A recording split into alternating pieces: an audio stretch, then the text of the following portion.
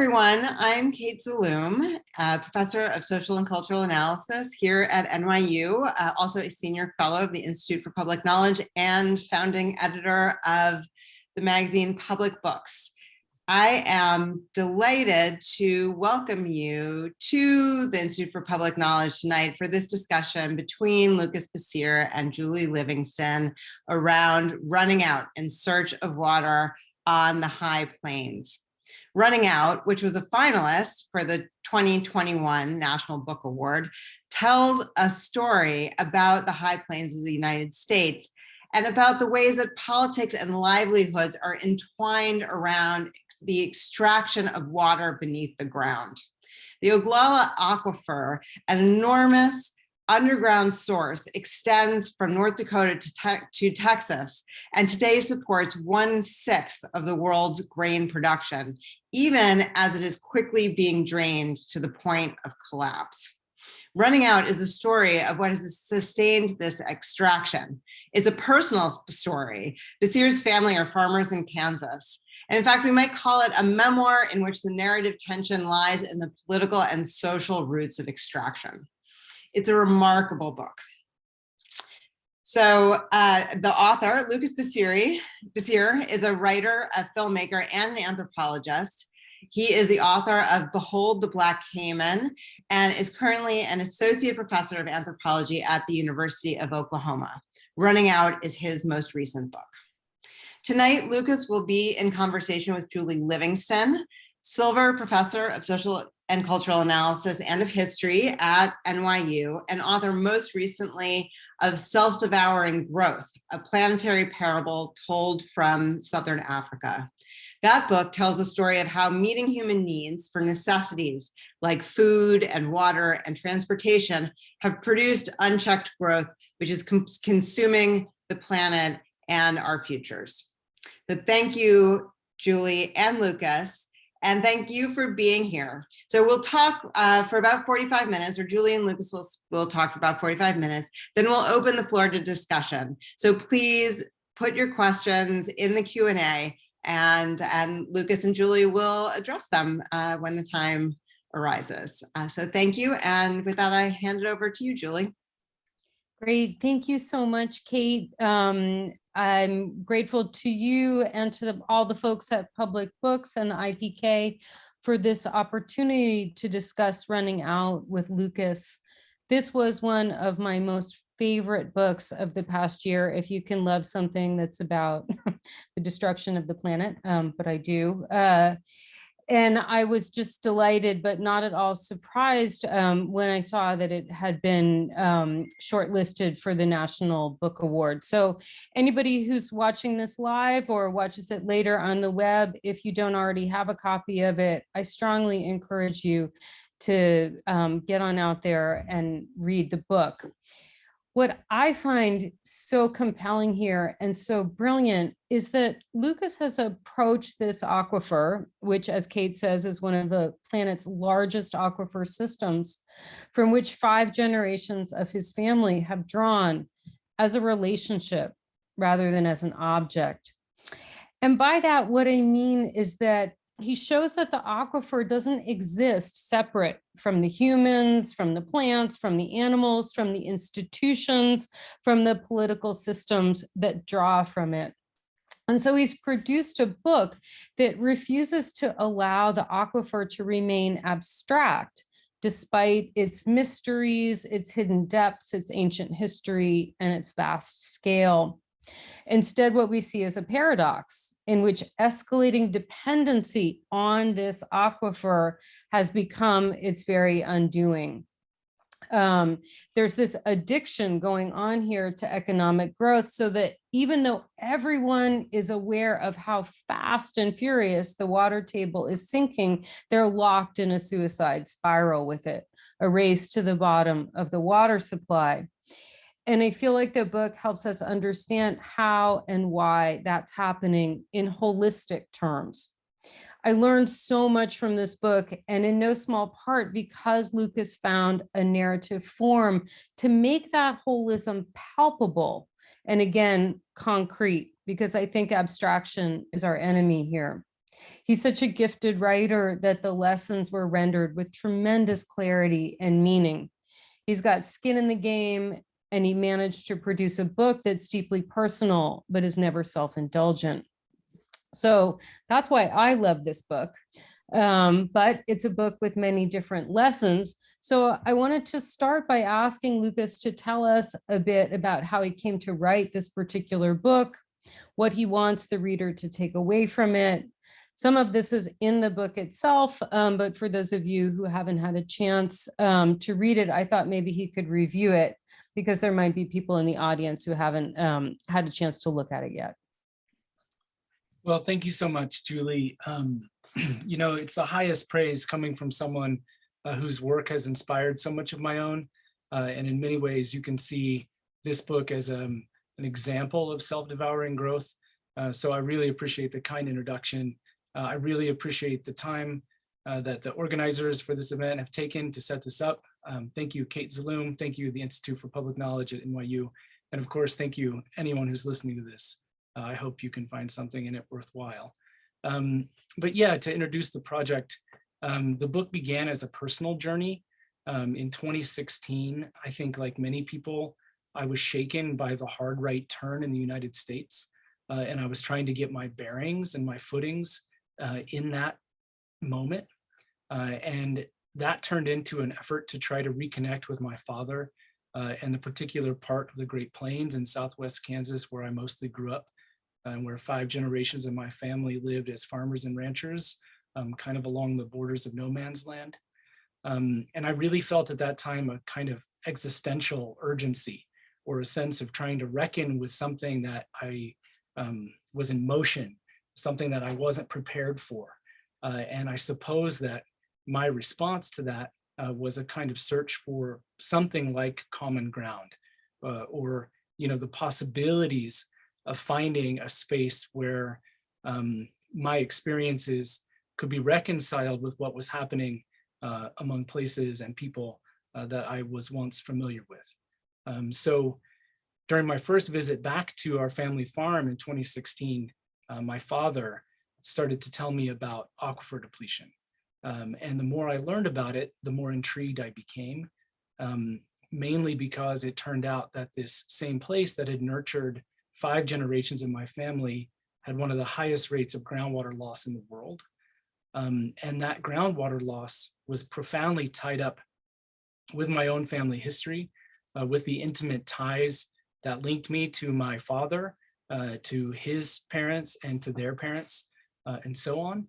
And I was also struck by these resonances between the Great Plains and the Gran Chaco of Paraguay, where I had done my doctoral fieldwork and spent a lot of time trying to understand massive deforestation and how that shaped native livelihoods in Paraguay. So I was struck by these layers, but I had no idea that that would ever turn into a book. I think that the deeper I started to dig, the more compelling the story became. And really, I decided to write the book when I discovered the archives of my grandmother, Fern, who was a talented woman who always wanted to be a writer, but never really had the chance. And so I felt a charter for going ahead with this kind of writing. And, I'm not the kind of writer that writes what they know. I'm someone who writes towards what I want to find out or what I don't know. And this book really was that kind of a journey. So the takeaways that I hope people get out of it, obviously, I'd like people to think more about aquifer depletion as a planetary dilemma, as a personal dilemma. I'd like people to think about the ways in which aquifer depletion actually destabilizes some of these powerful myths that are working against collective action in the contemporary. It ripples out in ways that may not be apparent at first to implicate many people. And I think it's typical of these kinds of real conundrums that we're all facing that can seem overwhelming, but partly because we don't have the right language or the right lexicons for grappling with the really wild contradictory scales that the problems travel through. So, in the effort to find a language, I think the lesson is that we shouldn't give up. It's easy to become paralyzed by these problems, but really there's ways forward. They do require a lot of hard work. They require finding a different set of terms, a different set of political terms, a different set of personal terms, and a different set of analytic terms all at once. So I think that's why I got to this project. I don't know if, what came out of it meets that bar, but that's what I was trying to do. Thanks. That's great. And I'm so glad that you referred to this question of layers, because what you've produced is really a palimpsest of a world. And I don't know, I've got a million metaphors. You've unpeeled the onion, you've dug through the layers, but it's all toward producing or rendering aspects of that holism visible. So that one isn't, over in a corner, picking away at a corner of the problem without understanding all that's attached to it. I felt like one of the analytic concepts that you use in order to create a through line through those layers, it's sort of an orienting point on this journey of research of trying to figure out what exactly is happening here, why it's happening, how it's happening, is this concept of depletion that you use. So I wanted to ask if you could tell us a little bit more about what you mean by that term and what it does for you in choosing it as as sort of the central analytic of the book. It's in the title, Running Out, but depletion isn't a word when you say you're trying to move toward new language, new concepts, new ways of grasping what's happening around us. Depletion isn't a term that I'm used to in these circles. So I wondered if you could talk a little bit about it. Yeah, thank you so much. It's such a fantastic question. And one of the things that I really admire about your work as well is you bring this anthropological holism to these kinds of dilemmas that are really, in throwback language, a total social fact of the contemporary.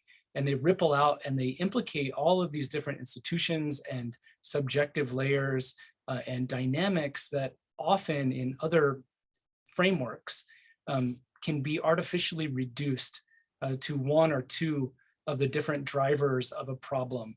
And there's huge bodies of work that are premised on breaking apart a complicated thing like groundwater loss and analyzing it only in reference to one or two of its causal elements, groundwater management, policy, science, technology, faith, history, et cetera, et cetera.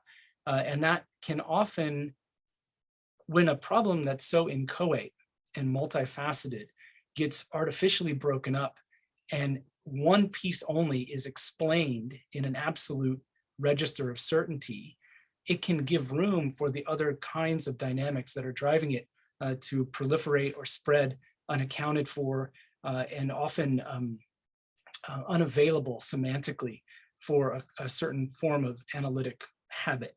And that really jumped out to me early on, and I didn't know what to do with it. So instead of trying to package groundwater loss in a idiom that was alienated from people in the plains that were participating in it and inhabiting it, I was struck by the way that people use this concept of depletion, but not in a narrow way, in a broad way. And it seemed like, I could take a cue from the expansive nature of that concept and work within it to stretch it and move it around over all of the different layers that were really going into a problem that was more than just a political problem, more than just an environmental problem, more than a problem of knowledge, but also an emotional problem, a historical problem, a matter of amnesia and aphasia. And I thought that could be something to work with. So this kind of acceptance of the two different premises, one, that depletion is a difficult word that contains internal semantic contradictions, and two, that erasing those semantic contradictions was part of the problem.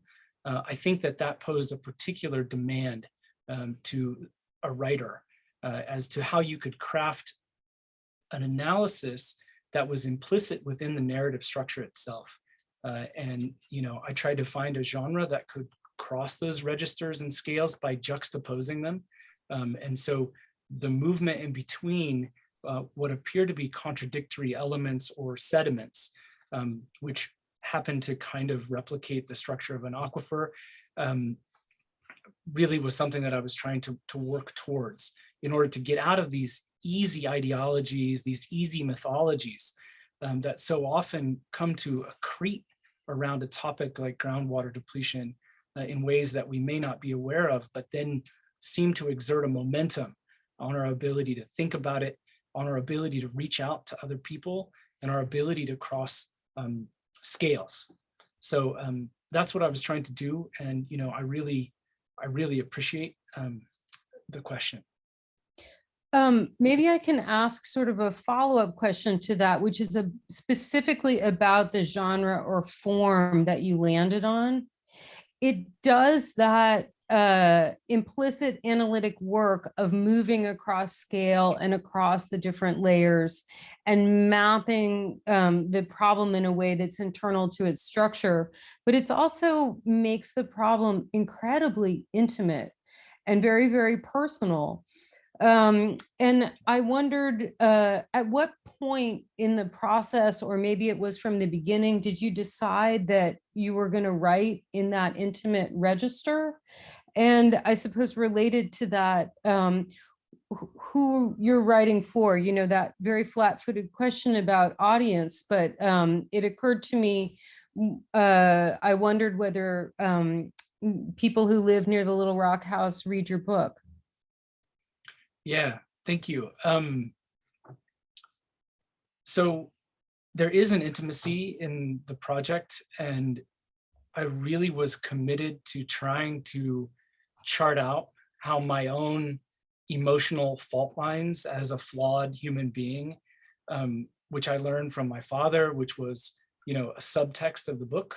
He comes to stand in, our relationship comes to stand in as or for this bigger social dilemma right now in the United States of how can you reach across these social divides to people who start far apart, but who, may also be good people in their own way.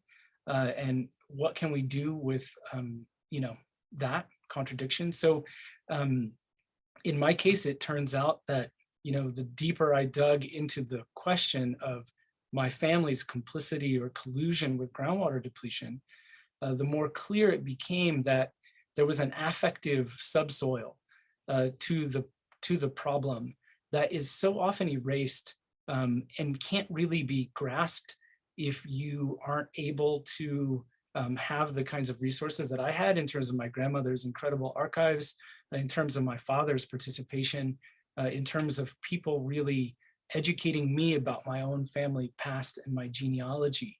And so, I felt like that intimacy is a place where an honest narrator can appear. But that honesty is really about being unreliable. It's an honesty about being vulnerable and partial and reaching for something and knowing that you're going to get it wrong. And so how can you write with that uncertainty of narration in response to a problem where uncertainty is the nature of it? It's amplified, it defies an epistemic coherence.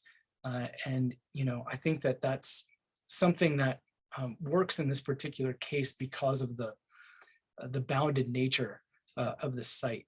In terms of the audience, I think this goes back to the other question. I was really committed to trying to find a language in the account that my father could see himself in, that other people there could see themselves in, and that was true to my experience of it. So that meant putting myself up for scrutiny in the same way as I was presuming to put others up for scrutiny, and trying to stay away from a kind of move that is intrinsically classist or alienating for people, or is at least perceived that way for people where I'm from. And even still, I got some of that back. But, you know, a lot of people in the community, to my great joy and honor, have recognized parts of themselves in the project, have been able to reach out to me and my family. And of course, many people there know the deeper stories that I'm hinting at, but I'm not really unpacking, and they're, you know, they're part of it. And even an even greater honor is that some of the policymakers in Kansas have taken up the book as a way to open conversations around potential changes to groundwater policy, because of the way that it's, you know, it gives a way in to the problem that doesn't really demonize or try to pick a bone with anybody too directly, but gives you a cartography of a problem. I really love that. And I love how it opens a space for the ways in the book where your father says so much by putting his hat on and standing up and leaving the meeting. You know, when he smells bullshit, he's like, all right, you know, no need to say it. He's saying it. You've kind of opened up a space where the reader can perceive all different forms of assessment and evaluation and communication that exceed, again, those kinds of abstractions that happen through the exchange of writing or the ways that political meetings or legal meetings are organized, et cetera, et cetera. So I'm really happy to hear that. Well, thank you. And, you know, that is something that, you know, I want people to take out of the book too, which is it's very easy for people who are not from these kinds of communities to paint everybody in these sorts of places with the same brush, and incorporate that cookie cutter model into a kind of political discourse that's not that helpful. And you'll see that that doesn't really hold up in the real world.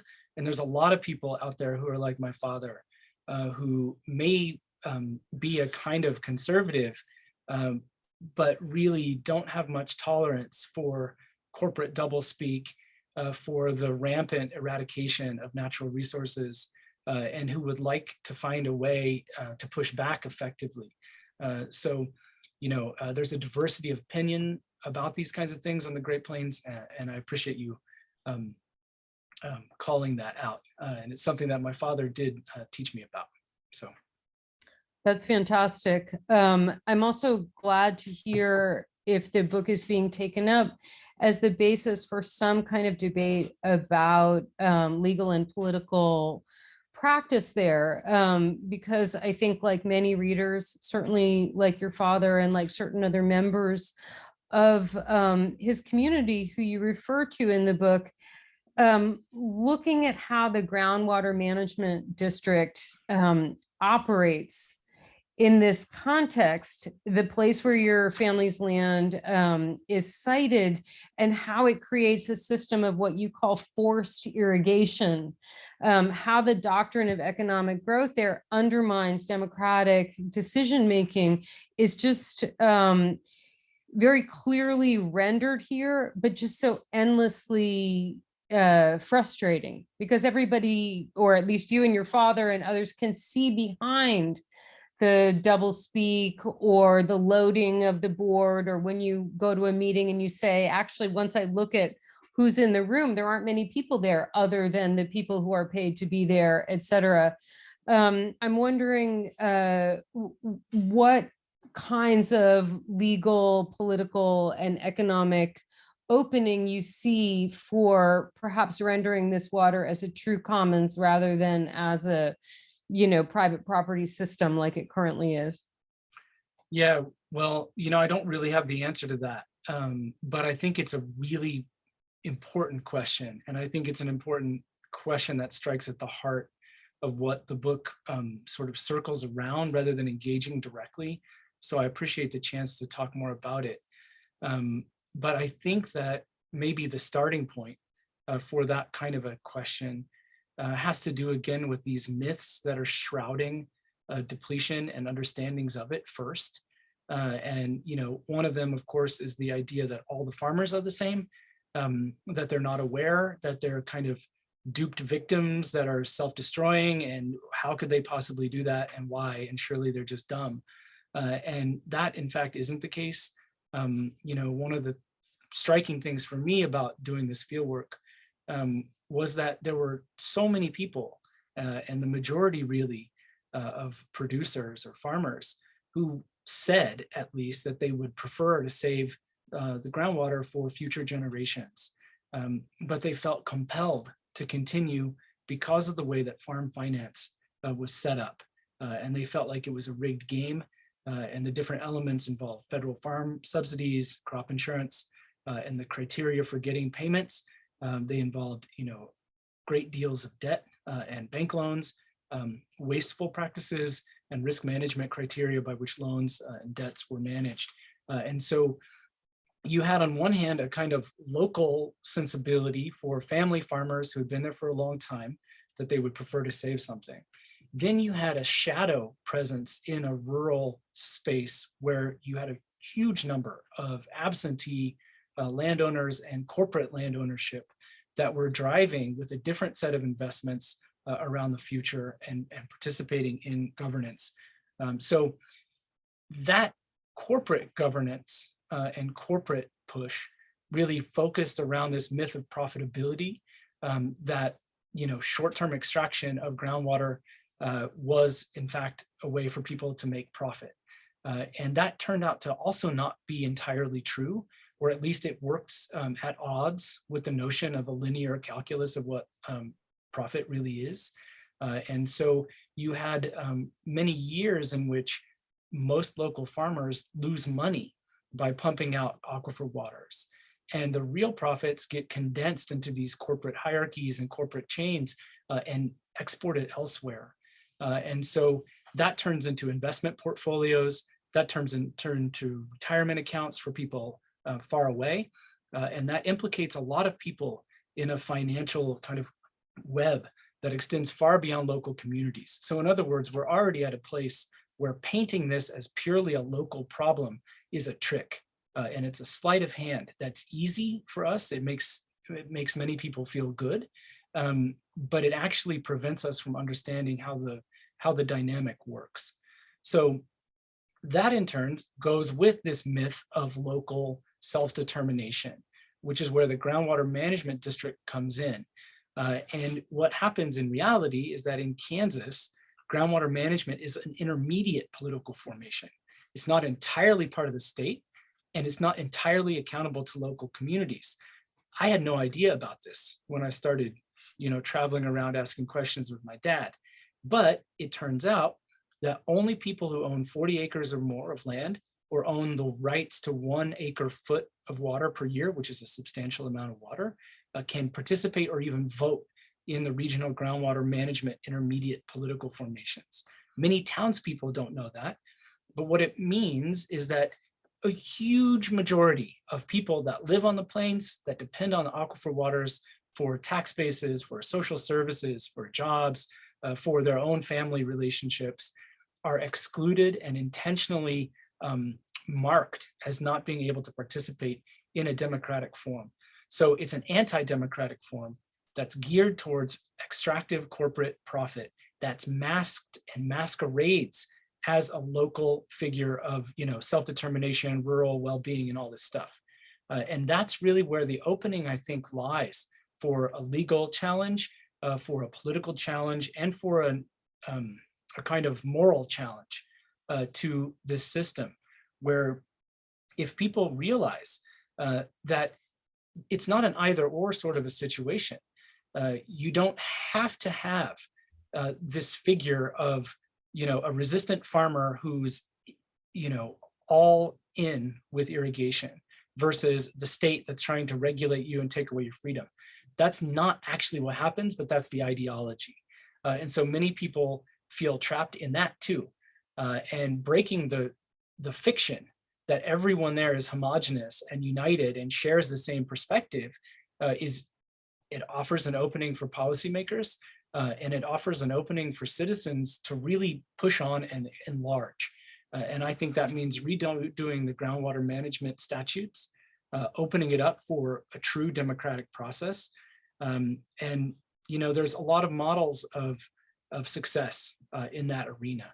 And so, I hope that people can start to think about that, and that would turn into perhaps expanding the timelines of profit, expanding the timelines and the calculus, the equations by which we imagine value to be defined on the plains, and break apart a little bit of what you're getting at, which is this ideology that unceasing growth is the same as public interest.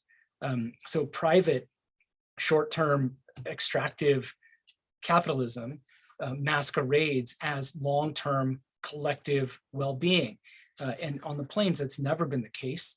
It's very easy to disprove that. Many people know that, but it's a matter of pulling apart those pieces and letting people reassemble them according to alternative sets of logics and understandings. So I don't know if I'm getting at what you were asking. You are 100% getting at what I'm asking, and getting down to the point that not everybody has a legal ability to participate in this supposedly democratic process. It depends on whether they own an acre foot of water or not, and then scaling all the way back up to where the profit is going and where the decision making is located. So I really appreciate that answer. I'm going to sort of switch registers a little bit and just refer to what I, for want of a better word, will call the uncanny in your book. There's a way in which this book follows and materializes all these lingering traces that reveal kind of hidden histories and hidden connections, many of which are quite violent, and yet that violence is always being erased, and a certain kind of myth-making papers it over.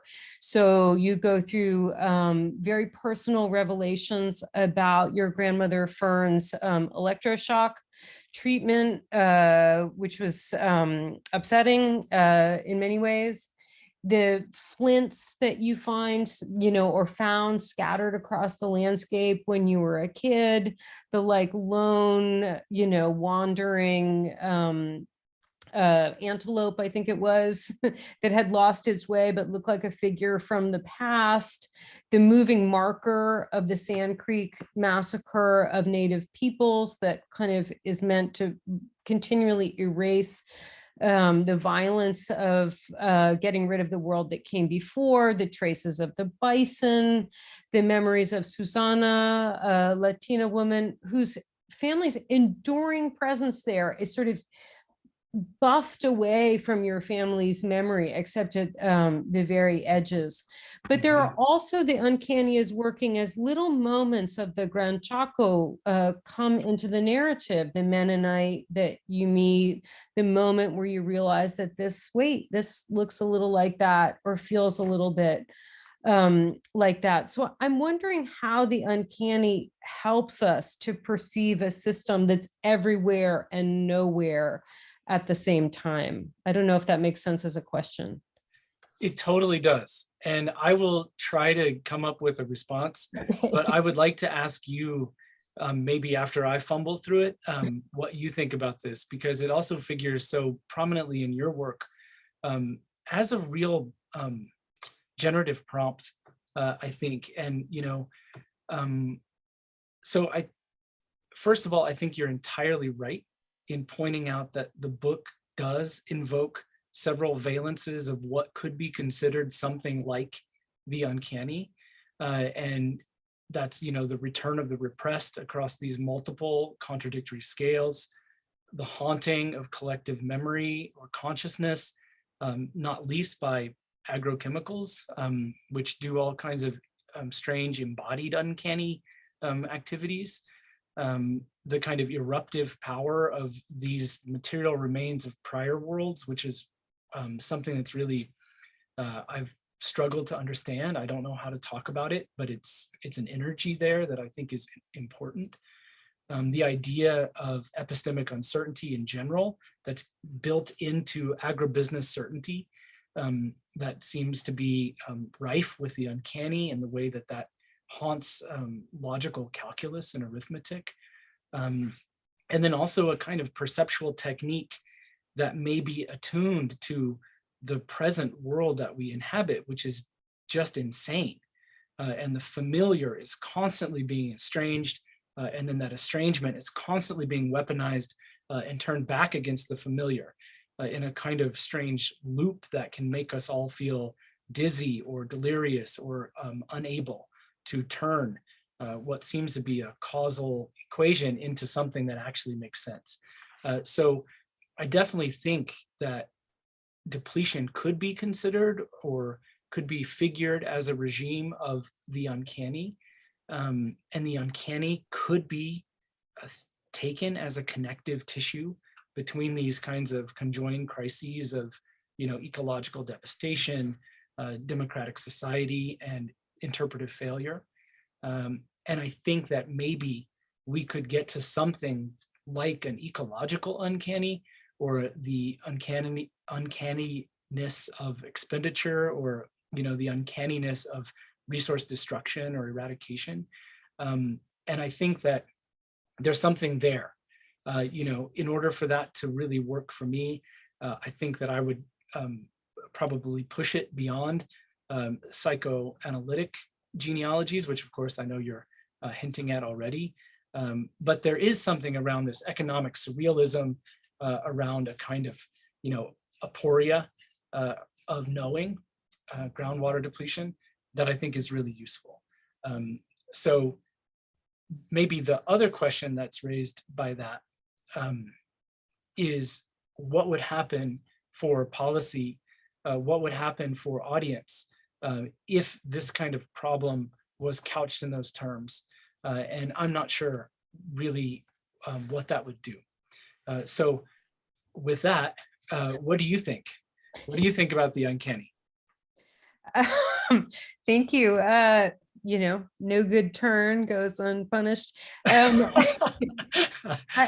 think it's really important. I feel strongly that part of what you've done here that's so important is, well, you've revealed a formation that's hiding in plain sight. Once you see it, you can't unsee it. But in order to get to that formation and to understand how it hides in plain sight, you have to move beyond all of these processes of abstraction. And the processes of abstraction are part of these logical, rational ways in which we apprehend nature, which requires like separating relationships into objects and all of the ways that we're familiar with. But the uncanny always just kind of gets underneath it. There's always this sense that there's something more going on, and you're sure of it. You're not paranoid, you're not a conspiracy theorist, you're not a something, but everything in your perceptual powers tells you that there's more, that there's another layer that you need to pull upon, that little, shimmering bit at the corner of the frame that caught your attention must be a something. You need to move toward it and then open that up and see what's in it. So I feel that the uncanny goes together with that methodology that you pursue here of continually questioning in order to open the layer behind the layer behind the layer. The uncanny tells you where to go. And that there's something about watching someone, a scholar, trust that sense, but not leave it at that sense. This is not an episode of like Touched by an Angel or whatever. It's like a well-researched, deeply thoughtful book. But without that, you could go into it again with a map of what the problem space is and stop at the borders of it that you began with, and you'd be missing all of that connective tissue, and you'd be missing a whole set of of layers. So I think it's worth introducing it somehow into our methodological awareness when we go to open up a problem space. Yeah, thank you. I mean, I think that's, again, one of the things that I find so inspirational about your work in Botswana is you open room for people to trust that instinct, or to understand that these kinds of massive planetary conundrums often can't be approached head on. They have to be approached sideways, and they linger, they're peripheral, and they're implicit where they should be explicit, and they germinate beneath the surface of things that seem to be unrelated. I think there is a kind of power in that, and I think it's something that is an ethnographic, empirically available phenomenon. I don't think it has to be, I kind of translated it in the book in my own interior space, but that's something that people there collectively perceive and feel and talk about and inhabit. And maybe that's the way forward, when we're grappling with, this kind of difficulty of a hermeneutic extraction or a singularity. Maybe it's that connective tissue that's a power or an energy. Maybe it gives us some way beyond these kinds of easy dialectics. So I really appreciate that.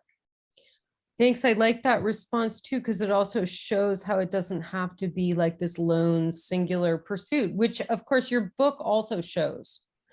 You have so many people in the mix. You have your grandmother as a researcher before you. You have your father, who's your dialogic partner. You have these various people who you go and talk to who know so much. It's really kind of breathtaking how much they know, and you get all of these different vantage points, each of which is producing some, piece of that uncanny effect. But it also suggests that that there's something collaborative or collective that is necessary in order to approach problems that are this vast and this tentacular, the hiding in plain sight kind of problem space. Yeah, thank you. I mean, I really feel like, and again, your work on the commons and commoning in the ways that you're working with that concept in dialogue with a lot of wonderful people, I think that's it gives us all a path forward to get beyond the details of a particular case of depletion, start talking about recharge, start talking about common ground in an actionable way. So that's terrific. I see that we are almost at 6:45, and I see Kate nodding. Hello. Well, that just seemed like a very good segue into a question for you, which is really about how to reverse the situation on the high plains and with water extraction. So the question specifically is really about how sustainable policies could be adopted in the near term that would bring about positive change. So I'm wondering if you might talk about what's on the table, where that might come from, and what could be adopted.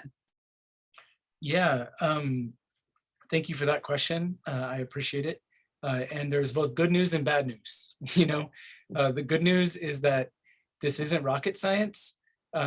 There is a solution, and it's zero loss policy, and that can be controversial in some circles where people recognize that cutting off water in a hard, non-negotiable way really quickly could lead to a lot of short-term pain for certain communities that are depending on the tax bases mainly, and real estate value and appraisal things. But there are also models for people who have done that successfully and reduced their, gone through a 5-year cycle of choosing to voluntarily, collectively reduce the amounts of water that was pumped and bring it down to quite serious reductions and still make money, still participate in the industrial agricultural form, still grow mostly the same kind of crops using the same kind of equipment with the same financial structure. So there's good news in terms of that is possible for people to do without a radical transformation. The other good news is that the policy mechanisms are in place in a place like Kansas. And of course, every Oglala state has different policy mechanisms, but Kansas has ways that the state could intervene and have a carrot and a stick. And people are talking about that. Many local family farmers would actually like a little bit more of a stick instead of just a kind of like ideology of carrots that never turns into anything and can actually be manipulated by corporate interests. And there's also a large number of people in Kansas that are super smart, super dedicated, super committed, that understand this much better than I ever will, who are working on this day to day. And that's people at the Kansas Water Office, that's a legislative committee that's in process, and that's a number of community activist groups, especially in Northwest Kansas. So that's the good news. The bad news is that there are serious obstacles for making that easy for people to implement. And those obstacles are because this is an oppositional ground. And people, in order to turn those possibilities into realities and make the reality more closely fit the ideal values, people have to really step up and remember the other kind of Plains ideal of hard work, of grit, and not stepping away from a fight that is worth having for future generations. Yeah. Lucas, could you talk a little bit about the model that you mentioned of people coming together in order to cut back on water consumption? It would really help me to hear a few details about a hopeful case. Yeah, there are a lot of models across the Oglala. Nebraska has done a pretty good job. There's certain groups, but in Kansas, you have a kind of mirror image of the Southwest Groundwater Management District and the Northwest Groundwater Management District, where in the Northwest Groundwater Management District, a pro-conservation board was elected, and you had a kind of pro-conservation slant from the groundwater management officials early on, recognizing the scale of the problem and recognizing that it would really impact most people in that area. And so they came together, they imposed what's called a LEMA, or a local enhanced management area, where everyone kind of agreed on basic reductions. People set those reductions based on history of use and crop requirements across the different zones. They did it very elegantly and coherently, and everyone signed on to it. There's punishments for exceeding your allotment. And there's been studies that have just they're all kind of coming out now because it's like 5 years ago. People are showing that farmers actually made more money by pumping less water. And in some cases that turned into a 25% reduction. Some cases that turned into a 40% reduction.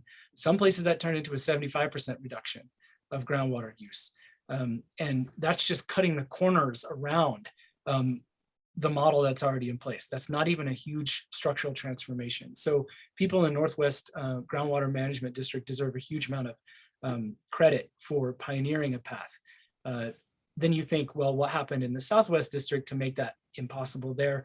And the scale of corporate influence seems to be, the most obvious difference. Interesting. So another question that has come up is about the water crises across the U.S. more generally. So, in what way does your experience with water depletion on the high plains relate to things that are happening around, say, the Colorado River or other western states in the U.S.? And I would just add, that's not even the only place. I mean, in the upper Midwest and other places in the United States, there are major water management crises as well. Yeah, thank you. And you can extrapolate from this all around the world to dry areas, not just in the United States. But in the case of there's a lot of attention in the last year on the crises of surface water and surface water access, rural urban divides, and the development of the West. People are very aware of that, but rarely do people link climate change, the lack of surface water or acute water scarcity from conventional surface models to aquifer depletion. And that's the third pillar of that story that's underreported. It's a third pillar that's it goes under the radar in terms of how people link the logics and the institutions and the policies. And that's a real problem because you're already starting to have lawsuits around this. You're having municipalities get involved and buying up water rights, taking away from farmers, farmers taking it away from other farmers. There's a front line of conflict where all of these different institutions are coming into open debate and conflict over how you can change water scarcity. So in other words, they're totally linked and we need to pay more attention to it. Mm-hmm. Lucas, I was really intrigued by your uses of archives and particularly by Fern. And I'm wondering if you might talk a little bit about your discovery of her writing and how her story might have inspired your own. Yeah, thank you. I mean, in many ways, the whole project is an homage to her. And, she died when I was like right before I turned 12.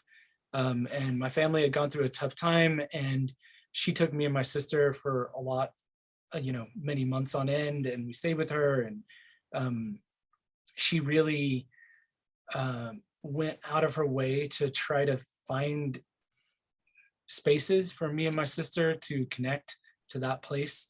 And in many ways, I wasn't really aware of it at the time. It's only later that I knew that.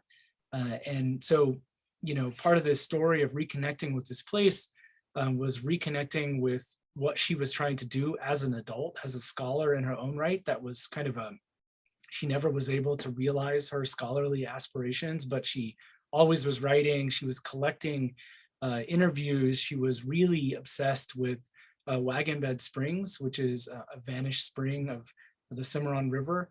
And she spent a huge amount of her energy after being hospitalized for being, having nervous breakdowns, which was, a code for violating gendered norms at the time, and being a smart, outspoken, badass woman.